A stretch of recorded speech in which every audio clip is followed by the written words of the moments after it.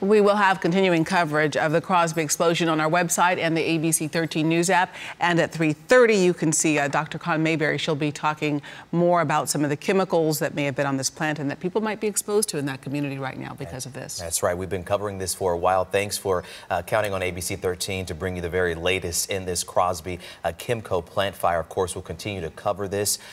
More coverage will come on the news at 4. We'll see you then. Thanks for being with us.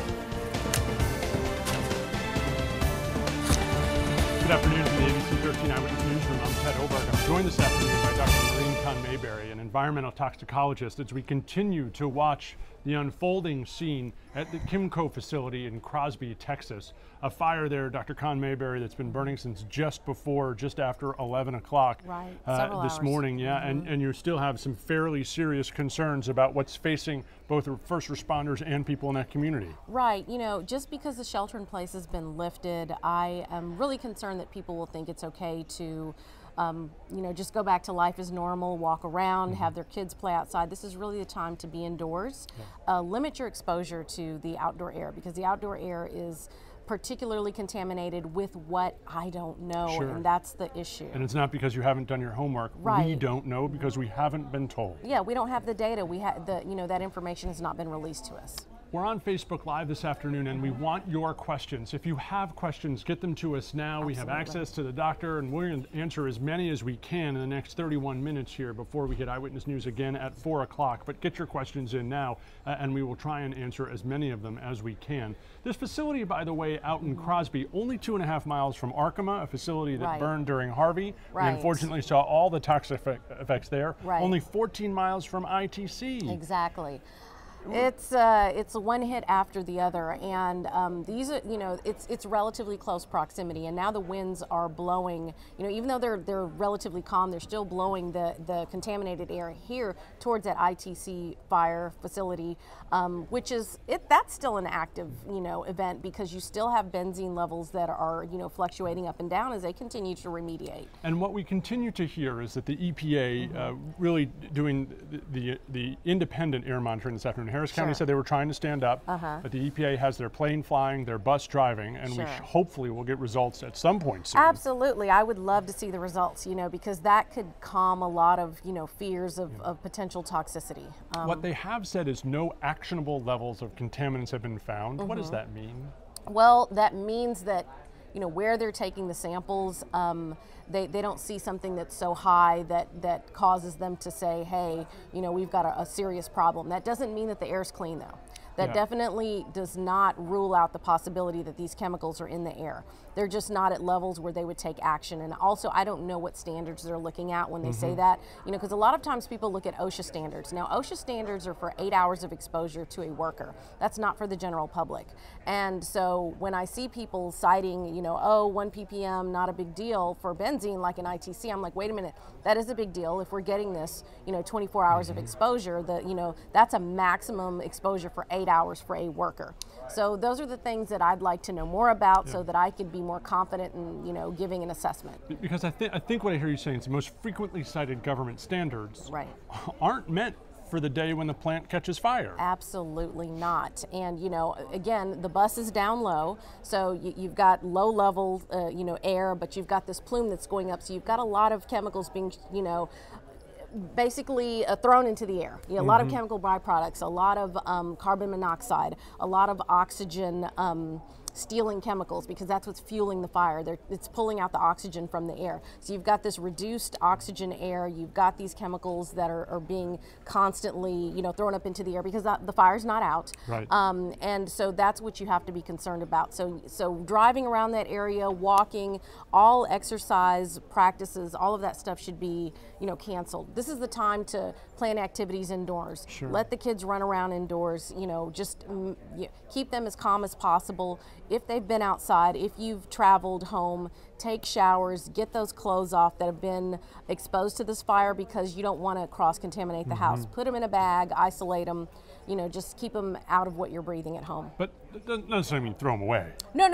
I'm just saying isolate them for now. Okay. Yeah, exactly. Wash them later. You just don't want them out in the, we take off our clothes and we just leave them out. We put them in a hamper. But, those chemicals are actually coming off of the air, and they're making your air quality indoors worse. So that's why you want to put them in a bag, seal it up. Yeah. This afternoon, I'm Ted Oberg here in the ABC 13 newsroom with Dr. Noreen Khan-Mayberry, an environmental toxicologist, as we take your questions on Facebook Live about the ongoing incident at Kimco in Crosby, where a fire started just after 11 o'clock and has been burning since.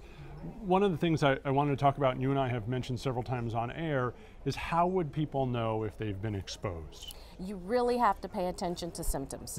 Well, also, if you've been in the area, you've been exposed, but health effects are a different thing from exposure. So if you've been in the area, again, take precautions, protect your skin. These are skin irritants, these are respiratory lung irritants, these are also central nervous system irritants. So that means that they can be potentially toxic.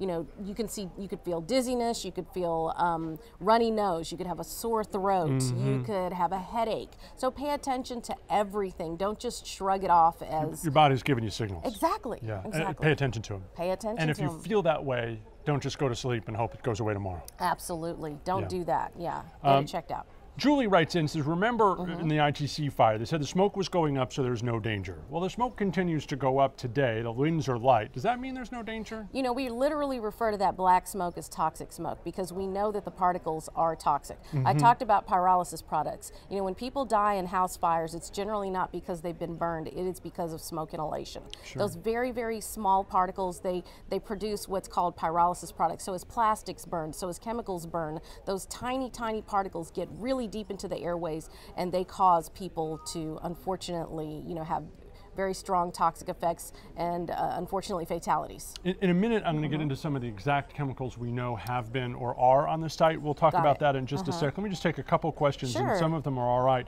There have been all kinds of smells coming from that area. It depends where the wind blows, writes in Helen Sanders.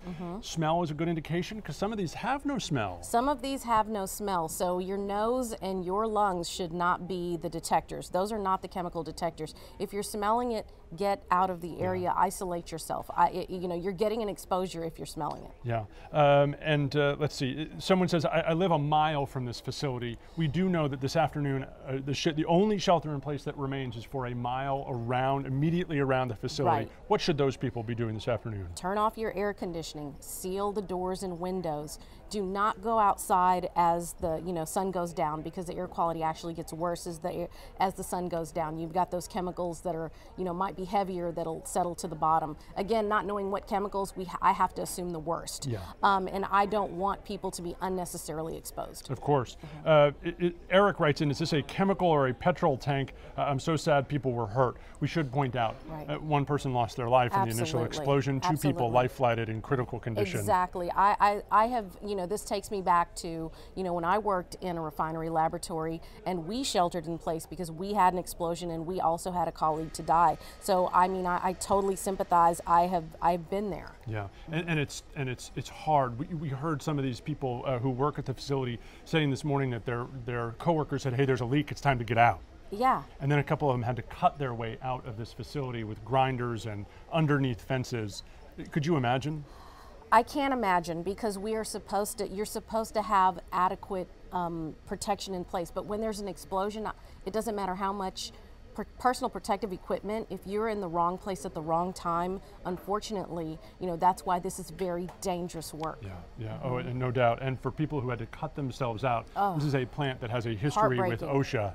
You have to imagine OSHA will take a look at that. That is not the way people should have to react in a fire. And it's just I lose words thinking about the fact that they knew that they had these hazards in place. They've been cited and they didn't do better to correct them. Carrie writes in saying, I'm outside the 1 mile radius. Do I need to turn off my AC and keep my pets inside?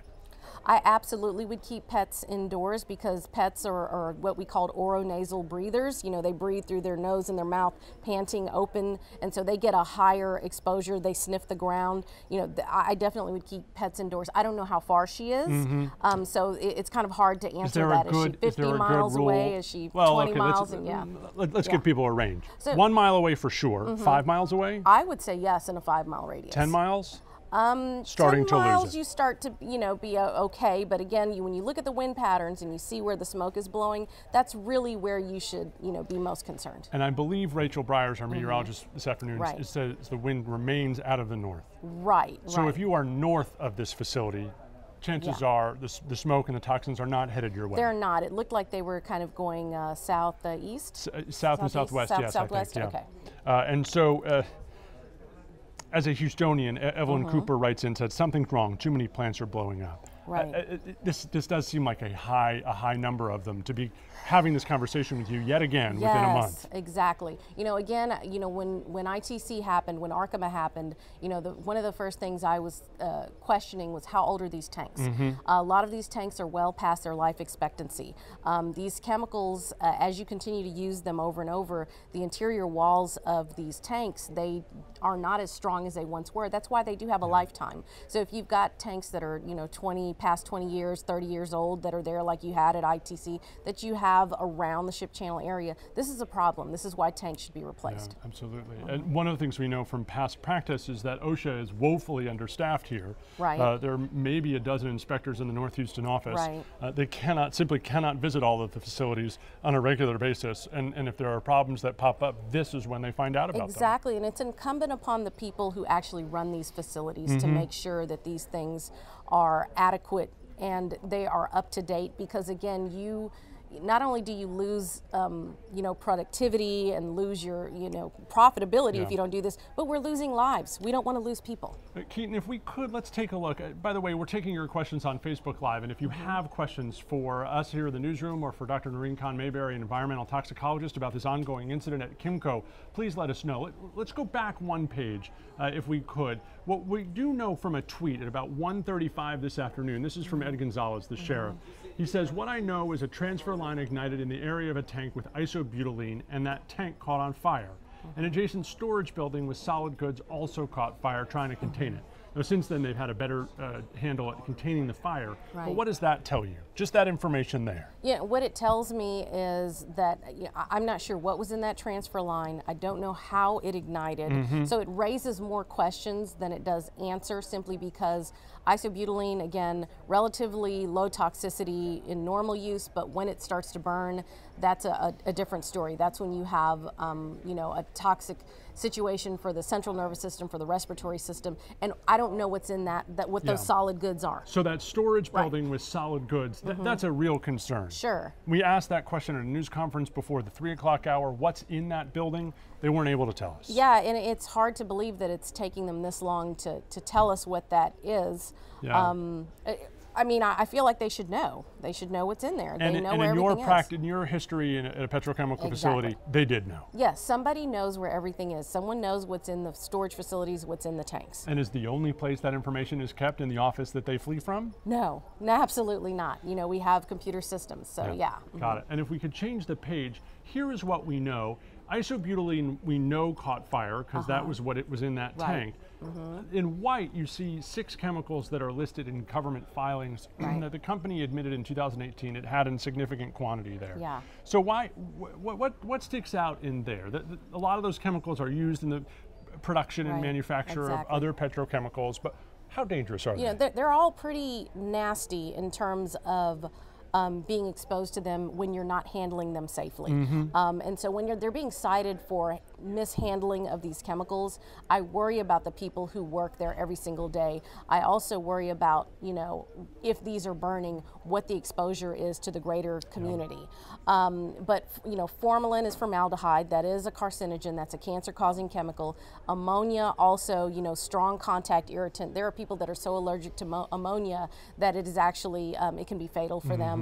Ethylene chloride, sulfur dioxide, ethylene oxide, propylene, all of these are very, very, potentially toxic chemicals if they're being misused, especially if they are, some of the constituents that are being burned at this moment as well. And we simply don't know. Hopefully, as the afternoon progresses, and we we'll be don't. told. And we saw ethylene glycol, which is, they're using these base chemicals to make the ethylene glycol, which is, antifreeze. Antifreeze. Right. We see that. Right. Exactly. They probably also make propylene glycol. Ethylene glycol is the more toxic antifreeze. But propylene glycol, it's also toxic when it's burned. You know, you don't want to use that. And we see it on the ground. We see that bright green on the ground. Rick Fountain, we're again taking your questions on Facebook Live. Rick writes in, how long does it take for benzene to go through the soil? Ooh. It's a tough question. Well, go ahead. Well, I mean, you know, it depends on, number one, how much benzene is going through the soil, you know, what type of soil it is, the quality of the soil. So these are things that can be answered. They just can't be answered off the top of my head quickly without, you know, knowing. But I will tell you, if he's concerned about benzene in air, you know, falling to the ground, you know, yeah, that is a concern for plant life, you know. And so benzene will go through the body relatively quickly, which is why if you feel like you've been exposed, you should go get tested right away. But again, we don't know that benzene was involved here, right? We don't know that benzene was involved. We just know that from the ITC fire. Benzene, obviously the giant concern in the ITC fire a couple weeks ago, when we did look at the toxic inventory of their things that they've been cited for in the past, benzene relatively low on the things that they have emitted in the past. So there you see on your screen some of the health impacts you were talking about. Right, These are the things to watch out for this afternoon, huh? And any we talked about on air, some of this sounds like a pollen allergy, right? Eye irritation, throat irritation, your throat gets a little tight. How do you know it's different than the pollen? Sure, so I mean, if you're in a high pollen area and you're having allergies that you've had for the last few days and you have no exposure to this, then it may very well be the pollen. Yes, we have very high pollen exposures. Our cars are covered in it right now. But if you've been exposed, if you're in this 1 to 5 mile radius and you've also been exposed to this and now your symptoms are even more pronounced, you should get it checked out. Absolutely. I mean, your body should not be your only indicator of something wrong, but it is definitely a strong indicator when it doesn't like what it's been exposed to. And you typically know now, or you'll know tomorrow morning when you wake up? You can, or you may know weeks from now. Yeah. Again, the problem with the fact that the symptoms are so similar is sometimes people will say, oh, there's nothing wrong with me, it's just my allergies. And again, if you have allergies, if you're taking allergy shots, you are in a sensitive population. We do have one area right now that is showing, you know, orange for a sensitive population. So that means be on alert. So this is something that you need to pay attention to. Is that necessarily from the fire, or is that sort of I think Rachel said we were in an ozone action day. We are in an ozone action day, but earlier we didn't have that level. So again, you know, I saw it getting progressively worse as, you know, I looked at the various readings. So you don't know. I cannot say yes, it has to do with this fire, but I can't rule it out either. How comfortable are you with the ongoing real-time monitoring of our air in the Houston area? Part of the reason I asked, let me just inject this fact. The two closest real-time air monitors, one's broken today and the other only measures ozone, no VOC monitoring or actual chemical monitoring. Well, from what I understand, they're not actually continuous real-time. What they are is snapshots in real-time. So if you take a snapshot, or you take a sample at 3:46, which it is right now, and then you post that 4 hours later, you know, you've got a snapshot of what happened at 3:46. You don't have a continuous monitor that shows you the levels as they fluctuate as the wind moves. Continuous monitoring is when you have a monitor that reads constantly, all the time, puts out data. We don't have that. No, we don't. At least not. No, not across before the something city. happens. Right, exactly. We don't have that. And now they are deploying resources to the Crosby area exactly, to do it. exactly.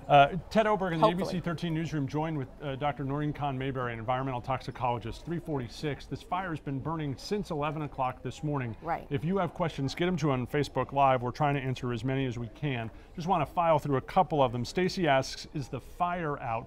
I don't believe it is completely out. The last live shot we saw was about 20 minutes ago. There was still smoke rising from there. Some minor fire, as we saw in ITC. These are very hard to put out. Absolutely, and I saw, you know, fires lower to the ground, you know, kind of traveling away from that main fire. So that could be some of the, you know, chemicals that we saw on the ground that were burning off. Sure, you know, or any manner of the piping. All the pictures you're looking at, by the way, a couple hours old at this point. This is not a live picture. Are the schools going to be canceled tomorrow, asks Laney. I don't make that call. I do not make that call, but you know, again, depending upon how long this fire continues to burn, if it gets worse, you know, you have to look at what the data tells you in terms of air quality, and so that they can make a judgment. You know. We'll have that on our Facebook pages. We'll have that on Eyewitness News tonight at 10 o'clock if that decision is made, and certainly by 4 o'clock tomorrow morning if schools make that decision. They did lift the shelters in place, though, before school ended, so parents could pick their kiddos up. Exactly. Let's see. I'm 12 miles away. Can I turn my AC on? Well, you're outside of the 10-mile radius. Yeah, I mean, you can. Especially if you're 12 miles north, you know, because you're not in the area. If you're upwind. Right, if you're upwind, that's fine. I don't see a problem with that, yeah. Rick says, what about the water in the river? The San Jacinto River is close to there. There is a bayou that is close to the facility. It runs through Crosby and heads towards the San Jacinto River. At this point, we haven't heard of any water contamination, but at this point in the ITC fire, we didn't hear about any water contamination. This is a very active event. We don't know what the containment is. I don't know what they're using to put out the fire.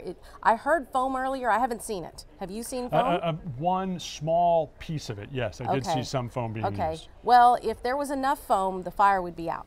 Yeah. You see how quickly once ITC actually got the right amount of foam in there from that private fire contracting company, the fires were out. We went from 1 tank to 2 tanks to 5 to 8, and then all of a sudden the 8 were out. Gone, right. So when you have enough, it's going to be out. Yeah, and hopefully they've got a handle on this, but we'll see when Sky gets back up in the air and when we have a chance to talk to our crews there. Ashley says, and I think we can all share this emotion, I feel so bad for the families having to get the phone call about their loved ones hurt and one killed. It is a tough thing to hear today, and we didn't hear that in the ITC fire. Absolutely, absolutely. I mean, it's the worst. It's the worst tragedy, you know, when a loved one is not coming home. Yeah. Sky Eye live right now, and you can see our live mapping to get a sense of where they are, just passing I-45, leaving the airport where they fueled up, trying to get back to that fire there in Crosby on the northeast side of town. They're likely to be there by the time our 4 o'clock news starts here in just 11 minutes. Julie says, our air is toxic every day. What is the everyday concern? So our air is not toxic every day. There is a potential that our air could be toxic every day. We've got different levels of chemicals, and that is why we do have those snapshot monitors around the city so that we can say with confidence, okay, we've got this level of chemicals in the air. So they generally, what they do is they look at a broad spectrum or several volatile chemicals, and they will take you know, a reading every few hours. So again, you know, the dose makes the poison. It was something we say as toxicologists, and so the dosage is higher right now. So to say, oh, the air is toxic every day is kind of a dangerous statement, dangerous way to downplay what could be a highly toxic situation. And there's a difference as well in this facility in Crosby. While it is very close to the Arkema fire, and close to the Arkema facility, which still isn't operating, by the way. Exactly. It is not in the heart of a petrochemical row, right? Down in Channelview or LaPorte or Deer Park, there aren't a lot of neighbors right there. In this facility, we heard from one woman early on who was in her backyard, and the explosion knocked her 2-year-old to the ground.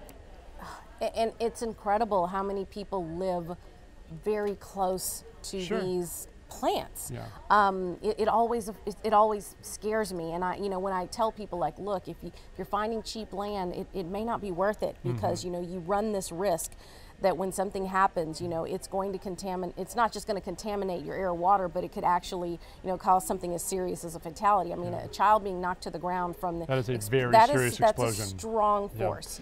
So let me fire through some of these questions. Will the fire spread to affect other areas? We don't know. That's the best answer we can give you. I'm not going to lie to you. We just don't know. How far from the Deer Park fire? Point to point, 14 miles. We checked it earlier. Are they still having a baseball game in Channelview? Diane asks. I don't know, but if I hear, I'll let you know. Cheryl says, is the fire out? The fire may be out. We will soon see Sky Eye there in the big box on your screen headed towards the fire, and we'll see. Another viewer says, I see smoke, but it's not that bad. Certainly a good news. I live 2 miles away. Sort of, we continue to get these, what should I do? I live 2 miles away. I live 7 to 10 miles to the north. Well, the person that's 7 to 10 miles north of the fire is upwind. Meaning they're not getting even if it's going to get to them, the wind is blowing it away from them. Exactly. So you're okay, but if you're within 2 miles, I would not, you know, I would take precaution for the evening. I would be in. I would not go outside. It doesn't mean drive away. It doesn't mean go to a hotel. It doesn't mean go to the hill country. Exactly. I mean, you know, if you want to evacuate and you can evacuate, okay, but get out of there quickly. Yeah. You know, but not the day to everybody mow the can lawn. do that. No, absolutely not. Not the day to go kick the ball outside. Not the day to run. Not the day to hang out outside at all. I would also take precaution not for safe the to wear evening. those masks that we get at Home Depot or the Right. masks that we have lying around from the last home paint project. Those, it doesn't help. They do not help. It's a waste of time. I wish they did.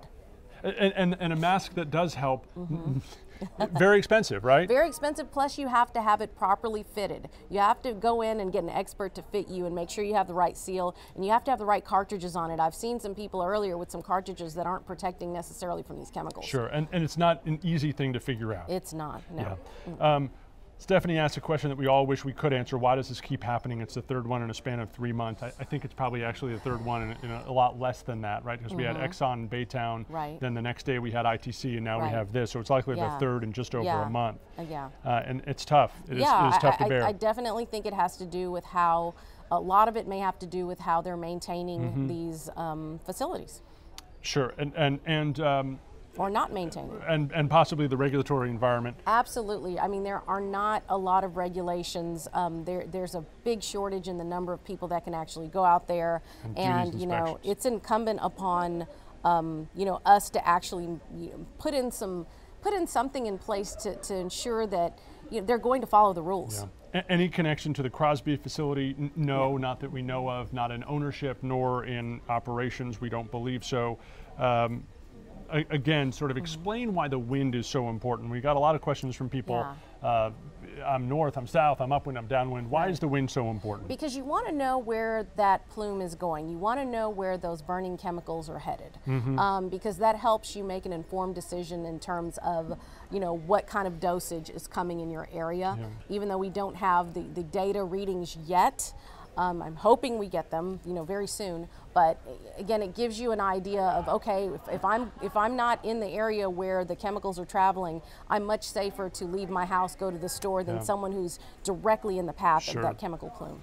So if you can see the plume and it's up above you, you should be inside. You should be inside. You absolutely should. So, Samantha writes in and says, my husband works in Baytown. Do I let him come home or have him stay in Baytown with his family? Driving, I guess the question is driving through the affected area. Right. Again, he is close, but again, if you're not driving towards that area, then you know he should be okay. He should not have his windows open. He should not be running the AC. He should not be pulling in fresh air.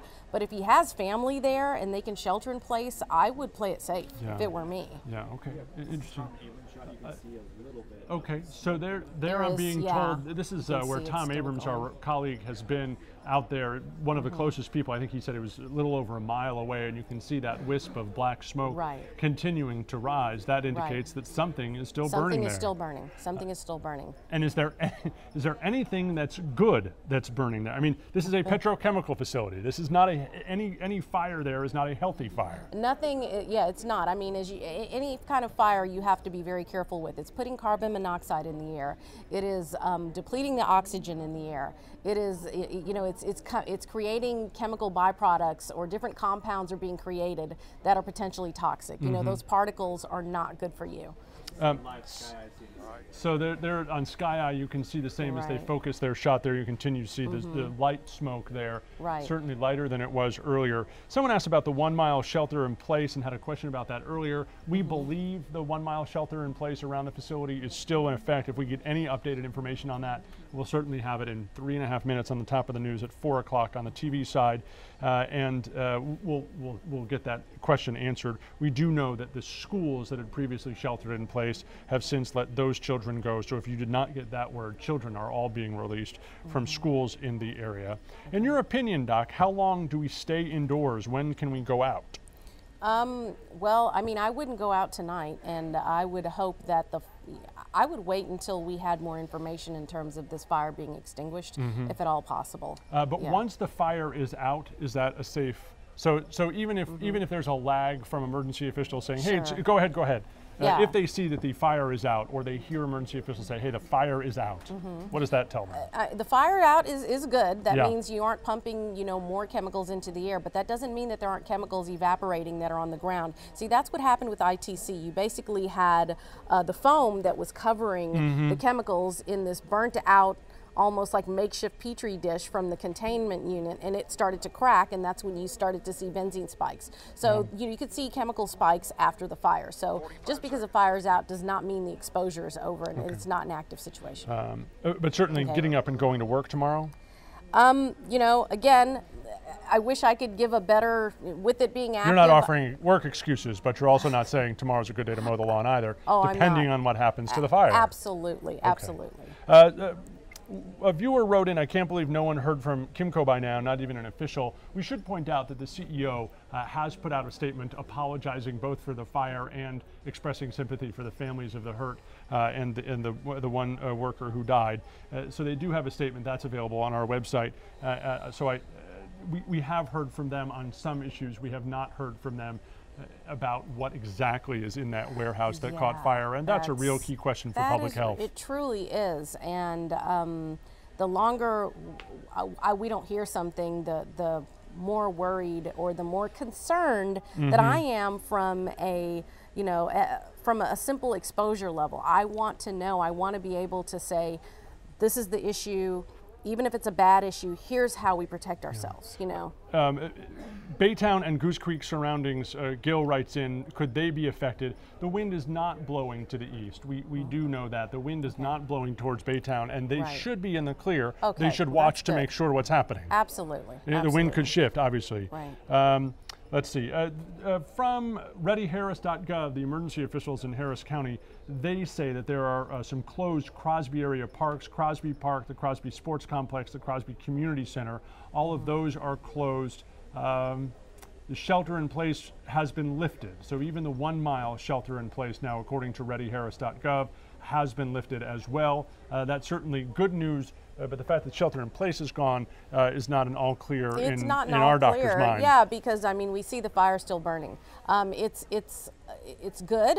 That means it's there's less burning. I mean, that's why the plume is smaller. But again, the fact that it is still burning, you never know when something may flare up again. Yeah. We saw that when we thought, with ITC, it was just going to be one tank and we had it under control, and then all of a sudden... Woke up the next morning and there were a couple more and a couple more. Right, right. Someone points out these companies, Walter writes in, these companies don't comply to safety regulations. While we're not willing to say that on a wide scale, we do know that this company has had problems with both OSHA and EPA regulations in the past. We've highlighted that all afternoon. And that's heartbreaking. That's the problem that that's really my concern, is knowing that they have these past issues and seeing what's happened here today. It was almost, I mean, it's devastating. Doc, thank you very much. Thank you. I hear your questions about the weather update. You'll get that as soon as we have it on the TV side. Right now, the 4 o'clock news is getting underway. They will have a weather update on the wind, as will the latest information, and that live picture from Sky is it hovers over this still burning fire at the Kimco facility. I'm Ted Oberg from ABC 13. Thanks so much for spending a little bit of time with us on Facebook Live.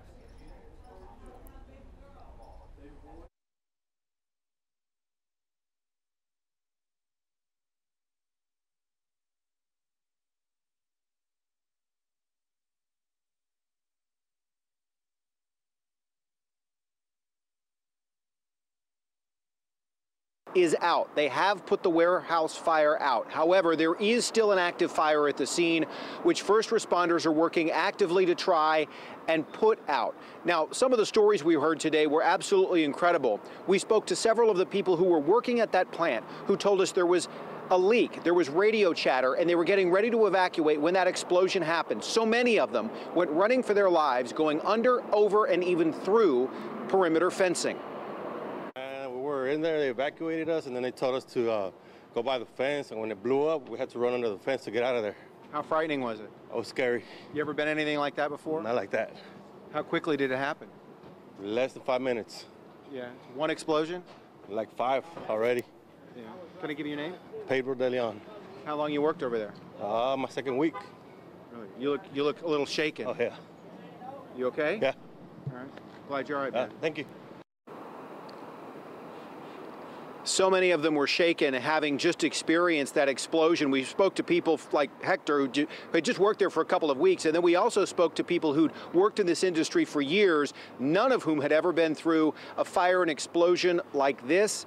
They knew there was a risk. They never expected to experience it themselves. Reporting live from Crosby tonight, Tom Abrams, ABC 13 Eyewitness News. All right, Tom, and I suppose the worst part of all of this is them even trying to get out through those locked gates.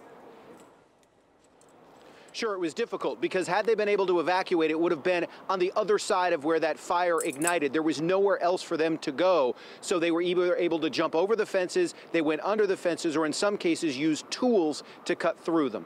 Boy, we're just glad they were able to get out safely. Thank you so much, Tom. Well, while that situation continues at the Kimco plant, here's what you need to know if another shelter-in-place is issued in your own area. First, bring your family and pets inside. Make sure you lock your doors, close your windows, and your air vents. That's probably the most important thing to remember. You and your family then need to go into an interior room with very few windows. Also, be prepared to improvise and use whatever you have on hand to seal up gaps so that you create a barrier from the outside. And now is a good time to make sure you have our ABC 13 News app. We will alert you the second a shelter-in-place has either been imposed or has been lifted. Now, as the fire still burns at this hour, chemicals are being released in the air. Those chemicals can cause irritating symptoms such as eye and throat irritation, respiratory impact, and can even cause some headaches and dizziness. And right now, several students are reuniting with their parents after several districts were put under a shelter-in-place. You know, that had to have been nerve-wracking for both parents and students. I'm sure it was. Here are the schools right now who are in a 5-mile radius of that plant fire. They include Crosby High School and Crosby Middle School, Newport Elementary, Sacred Heart School, and Drew Intermediate School. Let's get right over to Charlie Etzedy, who's been there on the ground at these schools. And Charlie, a lot of concerned parents sighing a sigh of relief right now that they were able to get their kids. Yeah, a lot of parents picking up their kids, holding them extra tight after being in a shelter-in-place for several hours today, and those parents not being permitted to pick up their children, and that affecting all of Crosby ISD for several hours. So let's get to the video that we shot earlier from the ground with our Eyewitness News cameras. And you can see there's a big column of smoke there off in the distance, and right in the foreground is one of the campuses. Now, after several hours of being under a shelter-in-place, students were permitted to finally be released to their parents. Crosby Kindergarten, one of the schools in Crosby ISD, that was the last campus to allow parents to pick up their students because that school was located within that 1-mile radius of the fire, and there were some pretty big concerns about student safety. And when we were there earlier, when parents were lining up to pick up their kids, a lot of hugs, a lot of smiles, but also just some concerns and a little bit of nerves because of how close that fire was. And so we spoke to a couple of parents who were picking up their kiddos. Take a listen to what they had to tell us. Crosby has done excellent. They always are really great about letting us know what's going on and where to go and how to pick up our kids, so I'm glad. So they were just saying, your kids are safe, they're locked in, no one can come in, no one can go. But when I wanted to come get my son, I couldn't. So that was kind of frustrating. But I know it's for his safety, and that's okay. And the majority of the parents that I spoke to outside of the school said that Crosby ISD did a really good job of communicating all updates to them. And so as of now, I just spoke with the spokesperson for the school district a short time ago. They tell me that as of now, school is going to be ongoing tomorrow, is going to be happening tomorrow, unless something changes overnight. And of course, they said they would alert parents as soon as that happens. Guys, I'm going to toss it back inside to you. Charlie Etzedy, ABC 13 Eyewitness News. All right, Charlie, and most of the parents felt as though they knew what was happening throughout the day, huh? Yeah, absolutely. They said that they were getting emails, phone calls, text messages. So they sounded like they were getting all of the updates that they were wanting, but, you know, just a little bit of nerves and a little anxiety being separated from their kids and not knowing when they would be able to pick them back up. Yeah, you can certainly understand that. All right, Charlie Etzedy, thank you so much. One of the blessings in all of this today really was that there was very little wind out there this time around, Chauncey. So when we first saw that column of smoke, it was going straight up. And Rachel, things were really pretty calm, weren't they? Yes, the wind speeds throughout most of the day were calm. They have picked up a little as we pushed into this afternoon, but still not looking at anything too breezy. Right now, at around, I would say, the Crosby area, we should be looking at wind speeds in between 6 to 8 miles per hour. So it has gone up a little bit over the past few hours. Now, where is that wind blowing? Well, it's blowing first off on very slowly, with the miles per hour only coming in between 5 to 8, but it is pushing to the southwest right now. Now, as we head into the rest of this evening, here's where we're expecting the wind to actually go. Going to continue to blow down towards the southwest heading into the early evening hours, but then later this evening, it should start to shift a little bit more towards the west. So something we will continue to monitor as we push throughout the rest of this evening. But something else we've been monitoring, the air quality. First off, I want to say today, before we even had the fire, was actually an ozone action day with all of that extra sun and those warm temperatures that can create sometimes unhealthy levels of ozone, especially for sensitive groups. So here's a current look at our air quality. A lot of us are right now in the moderate index when it comes to air quality. We do have sensitive and unhealthy for sensitive groups right near the Pearland area. But either way, if you have any respiratory issues, not a bad idea to stay indoors just in general today, because again, it is an ozone action day. We will continue to monitor this throughout the rest of this evening. Rachel, it's hard to resist since it was such a beautiful day, but err on this side of conservative. Thank you. Well, a lot of people, as we've been telling you, felt those explosions this morning, even some who were very far away, and some were even told at one point to evacuate their homes. Let's get straight out to Maya Shea. And Maya, many people were saying it felt like a bomb went off out there. Well, it depends on who you ask. Some people thought they heard gunshots, bombs. Somebody thought that maybe a car ran into their house. But I wanted to give you an idea of where we are. We're on Crosby. We actually have a direct line of sight into right where they're going in. You see the overturned 18-wheeler? That was actually done on purpose, as they are putting in some berms and other places to try to contain the runoff. And I wanted to get over here so I can actually show you some of the runoff we're seeing as part of the cleanup process. You can see the liquid right there. We had some county folks that I recognized. I chatted them up a little while ago, and they said this is a pretty typical runoff. There's some chemicals in it, but that's why they have that dirt berm in there so it doesn't go anywhere else. They've also managed to fly an airplane through the plume, and they said, telling us that the air quality is not at an actionable level. At least that's what they're telling us. I know I'm standing out here and I can certainly smell it. Now, as for the folks who live around here, they're used to, frankly, things happening, but still, what happened this morning, truly shocking. Take a listen. I was in my back room getting dressed, and just all of a sudden there was this boom and the house rocked. I mean, enough that it scared me. Yeah, unfortunately, her story is not unique. We talked to some other folks who said, yeah, it rocked my house too, but I'm just going to continue on my day as normal. So what we have seen here, again, this is actually the cutoff point. You can't go any further. This is where the law enforcement will turn you around, but we have seen all sorts of vehicles come in and out, tankers bringing in foam, fire trucks, inspectors, the EPA, state, local, and federal officials all responding. They got to come in and out this way. And that's why we're positioned right here to show you what's going on. For now, we're live in Crosby. Maya Shea, ABC 13, Eyewitness News. All right, Maya, thank you so much. We now want to head to Nick Notario, who is also on the ground in that area, and he's keeping a very close eye on the traffic in that area. Nick? Yeah, a lot of you probably heading home if you live in the area wondering, am I able to get around? You can actually see 90 is right here behind us. When we first came here, there were some portions that were blocked off as they were trying to monitor traffic out here. The good news is if you have to travel through Crosby on 90, that there are no lanes that are blocked, so you're able to travel through nicely. And then also through the area, there are some roads blocked off near the plant, but you're going to be okay. And actually over in this area, we actually moved over to this site. You could see the large black plume over the tree line right over there, but that has since gone away ever since that fire went out just moments ago. We actually spoke with a couple of employees who were working on a home nearby the plant, and they described the moment, what it was like when they heard the fire start. Oh, it was a loud boom. I thought somebody run into us when we was at the store. We was right up here where we heard it at the gas station. And you can see he was wearing a mask there and talking through the mask. After that went up in fire and they could see the smoke, they ran to a store to buy one of those masks. This area that we're standing in wasn't a shelter in place. The good news is all of that has been lifted in this area. We did just see a bus drop off some kids to here. So obviously some relieved parents that were able to reunite with their children after what they've been through all afternoon. Live in Crosby, Nick Notario, ABC 13 Eyewitness News.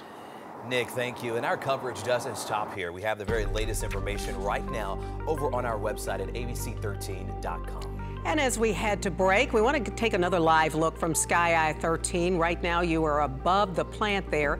You can see they continue to put water on what is left of that smoke. The good news is it has turned from really a sooty black now to pale white smoke, and that indicates that they are getting a handle on it. We'll talk to Don Armstrong in just a few minutes after this break. It was heartbreaking because the fact that I didn't know what was going on. I was coming home from Huffman and I got a text from the school saying there was an explosion. And I know where the plant is because I drive past it every morning to drop my son off and pick him up. And knowing how close it was terrifying.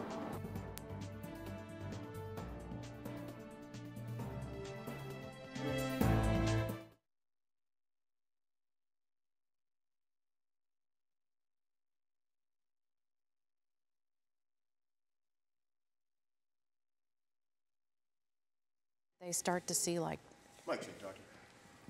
mic check, 1, 2, 3, 4, 5, 6, 7. What's your set?